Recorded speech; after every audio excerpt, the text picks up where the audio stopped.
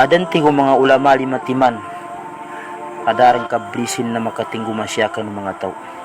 Ikaisa na al-qadr, yani manana ukol atau ka bagi atau ka qadr. Sigurado niya ang makatinggo masyakan ng mga tao, di niya kaiwasan. Ado timan iudangan na qadr ka mapya atau ka mawag. Nisita na makatinggo masyakan niya pa na mataliman ng ka. Kaya kapar sa kanu rukunu iman, ikanam sa kanu rukunu iman na al-imanu bil qadri khairihi wa syarrihi, kapalitian ka sa kanu ukun ka qadr ka magijampan din mapianan dumawag. Lang na binaloy ni wallahu ta'ala ang gigisa na binaluyan wallahu ta'ala sa qadr. Nipidaw ni wallahu ta'ala inna kulla shay'in khalaqnahu bi qadar. Saban-saban sa kami ti wallahu ta'ala lang na ang gigisa na binaluyan namin sa qadar. Binaluyan wallahu ta'ala sa ukul. Dakapan magkagamo siya sa dunya na napasad din usakan wallahu ta'ala ngingana mangbuyan ng ka. Ngingana mambata-bataran ka siya sa dunya. Inna kulla shay'in khalaqnahu biqadar. Ikadua, makauma sa kanumano siya di maun apiante ng mga tao di ni magagamuyon binihaba na arrizq, yani manana rizki. Rizki na sigurado niya makauma sa ka tama na bibiyag kapan. Dakapan makagamaw siya sa dunya na napasad din irizki ng ka makabuno sa kan wallahu subhanahu wa ta'ala. Kira yabo to dig kasi nang ingana karaki na makatinggo masay ka rizki. Kira yarang pinakamapiyasay ka na aming ka kamauma ka na rizki abun sa kan wallahu ta'ala magijampan din ni madaki ng pero nakazukuran ka bentuba.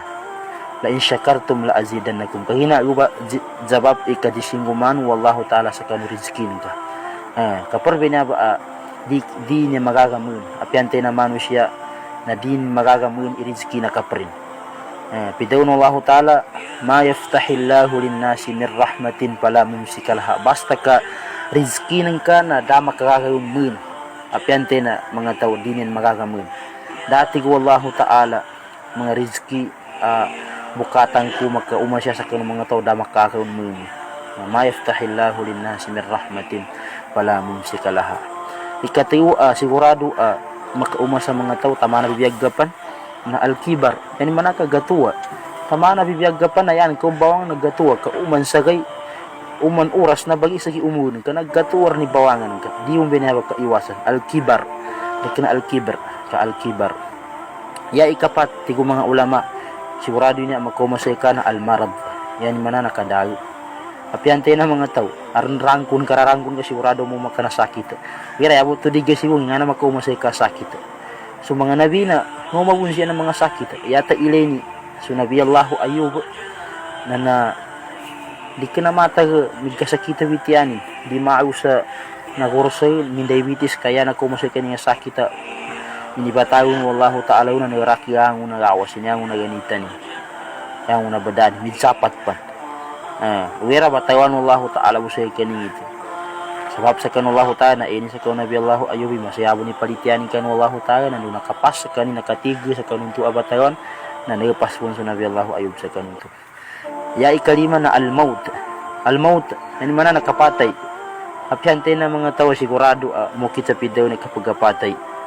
Gangon tanong nakatawan tanong kinadaw ng Allahu ta'ala sa kullu nafsin dha'iqatul maut. Gangon pa na buyanyawan na makananam sa pidaw kapagapatay.